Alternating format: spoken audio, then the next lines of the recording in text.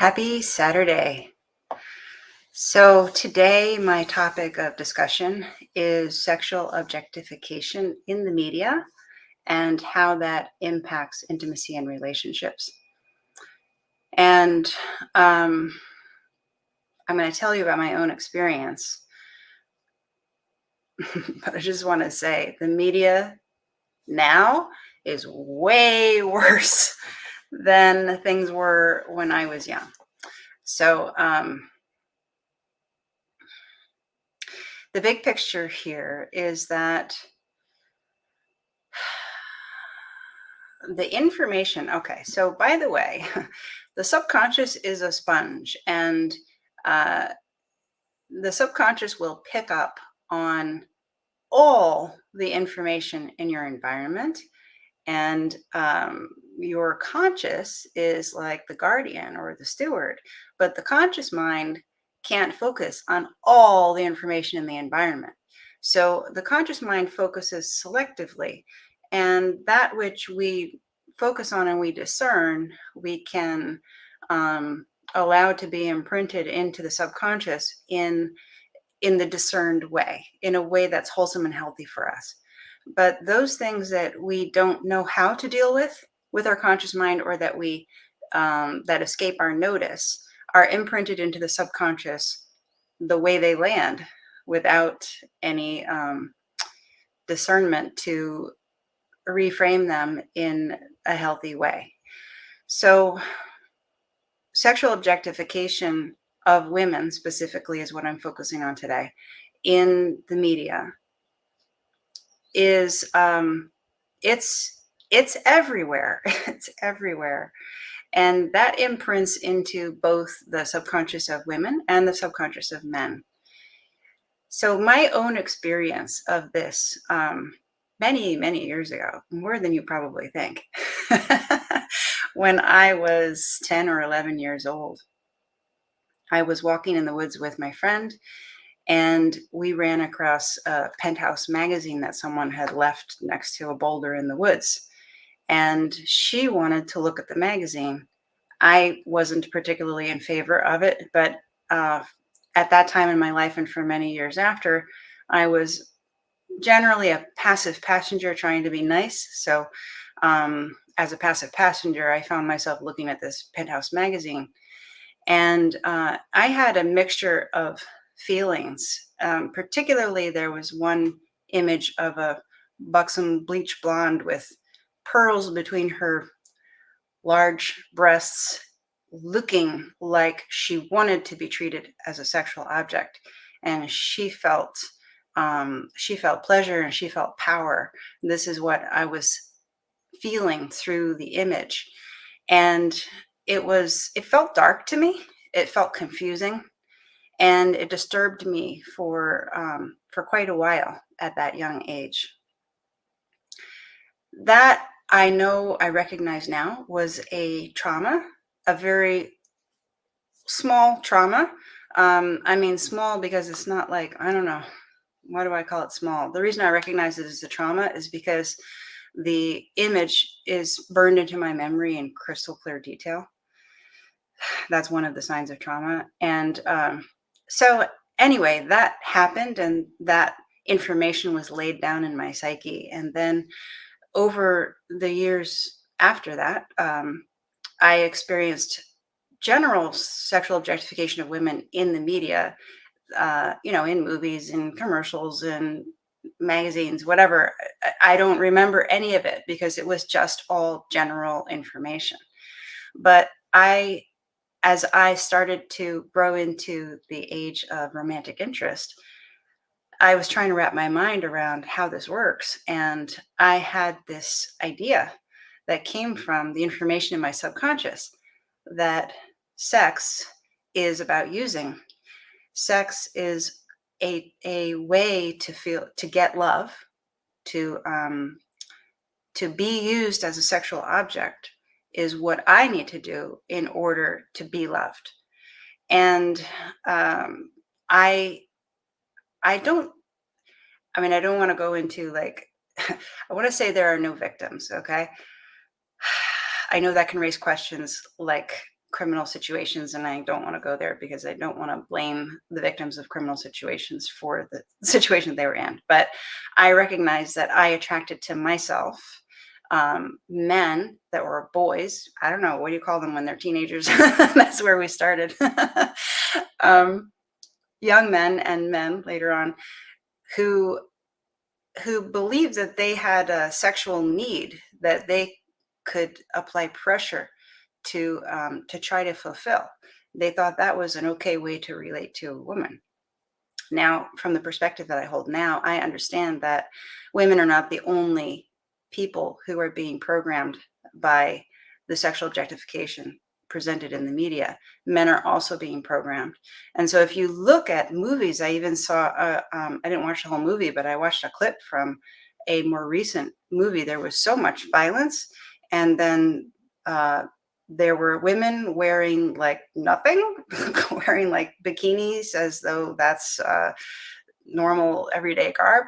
And the two protagonists were shooting up the bad guys, and then they like grabbed the women and like kissed them, and it was so unrealistic. But every besides for the violence, the way the women are dressed, the way they're depicted, the way that the men relate to them, this is all sexual objectification being programmed in a nonverbal way, and it's supposed to be a dramatic movie that's for entertainment. And so the conscious mind says, oh, I don't need to discern this as sexual objectification. I don't need to discern this as unhealthy because this is just entertainment.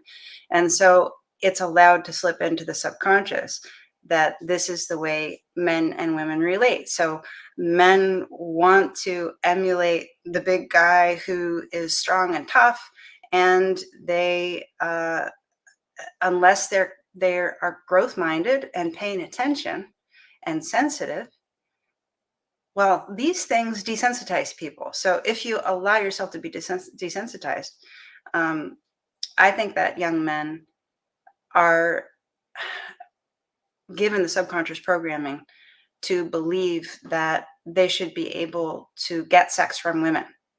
This is not relating. This is not relationship. But I can't tell you how many men I hear or have interacted with who seem to think that they can view sex or view a woman as a sex vending machine. I even had a man who I consider to be largely sensitive and spiritually minded. The other day, he was talking to me about the sexual urges that he's feeling. He's single, and he was trying to figure out, how do I deal with this energy? Should I get a wife? I said, are you kidding me? That's completely the wrong reason to get a wife. A wife is not a sex vending machine. You don't go get a woman because you have sexual urges. So there's some of this programming of sexual objectification of women playing out from the subconscious programming in the psyche of younger men who have not yet dealt with that programming and grown out of it. On the side of women, it's tough. It's tough. So from my own experience, I felt that I basically had to put out to be loved. And I had boyfriends that confirmed that basically for many years. Gratefully, that's not at all the type of relationship that I'm in now. But then when I talk with my girlfriends, they also say basically like, yeah, I just kind of take it for granted that I have to make sure that he's well pleasured in sex in order to keep him around. And that is so far from what's possible in intimacy. So what is possible in intimacy?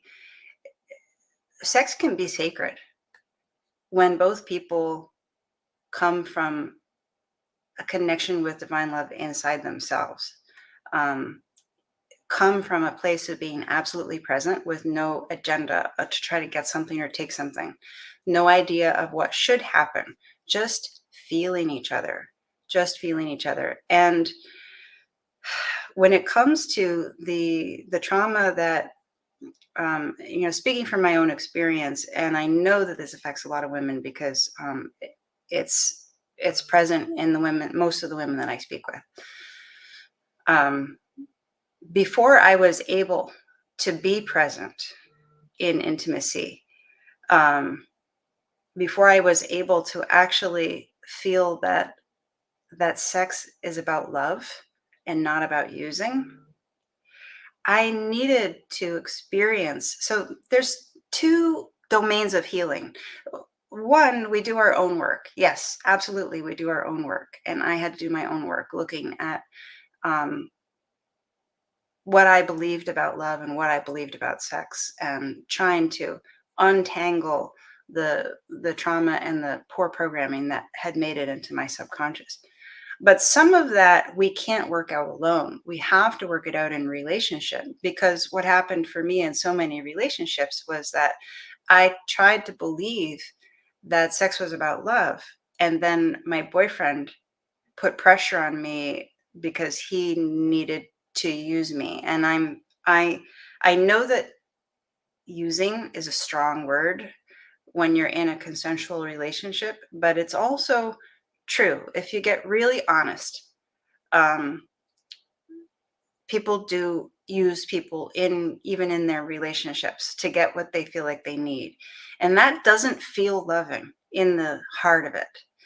And that's damaging to the relationship. But most people don't know any better because that's what's going on everywhere all around in the world.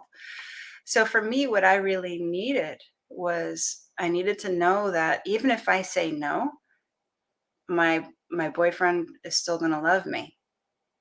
Um, in fact, not only that, but that if I don't feel like doing what he's proposing, he actually wants to know. He wants to hear my authentic answer because he would rather be in authentic connection with me, even if that does not include whatever he was in the mood for sexually at that moment, than to get what he wants on the physical level and in the terms of an emotional disconnection.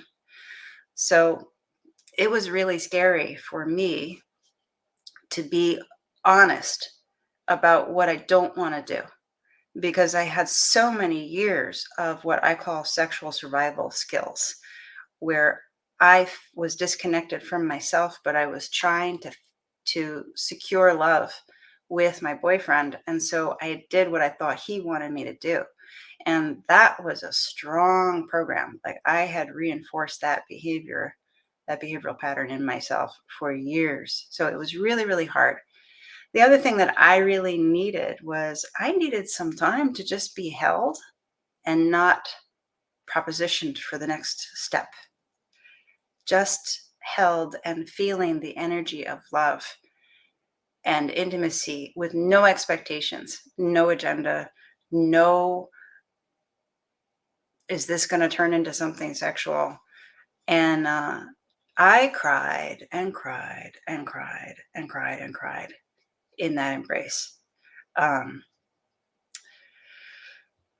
and I think a lot of women need that, actually. So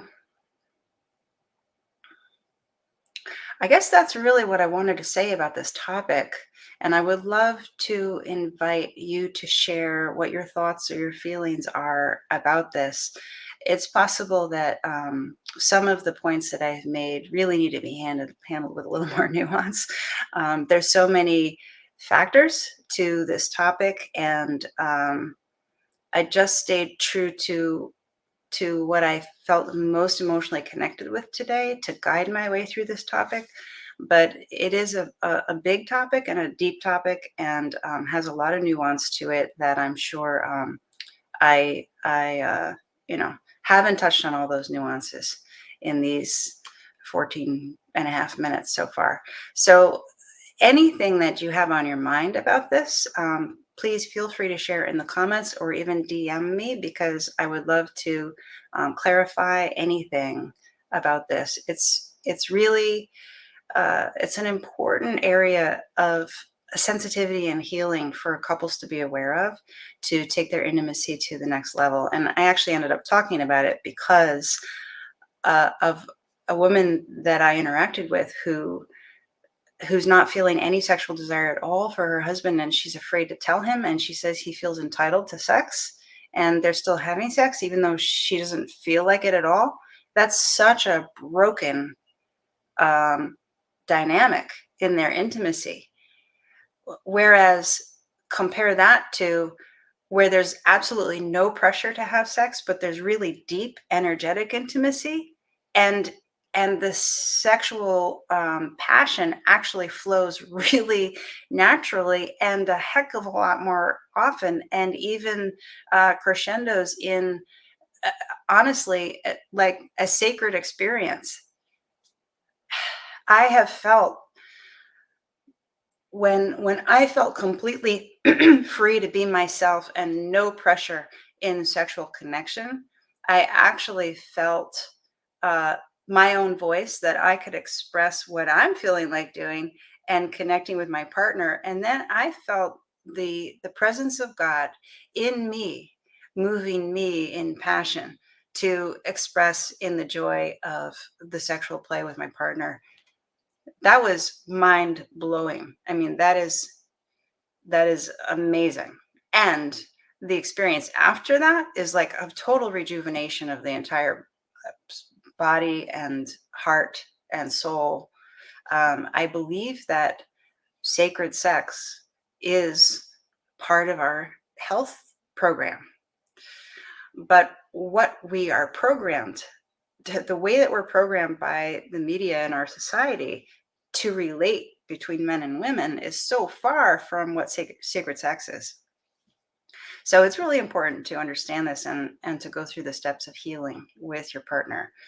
And yes, so please share your thoughts in DM if you prefer private, or in comments if you're comfortable with that. And tomorrow, Sunday, for me is going to be a day of rest. And then I will be back on Monday at noon Eastern talking about the dangers of compromise and uh, how, what we can't compromise on in order to have an amazing growth partnership relationship. Okay, enjoy the rest of your weekend. Thank you very much.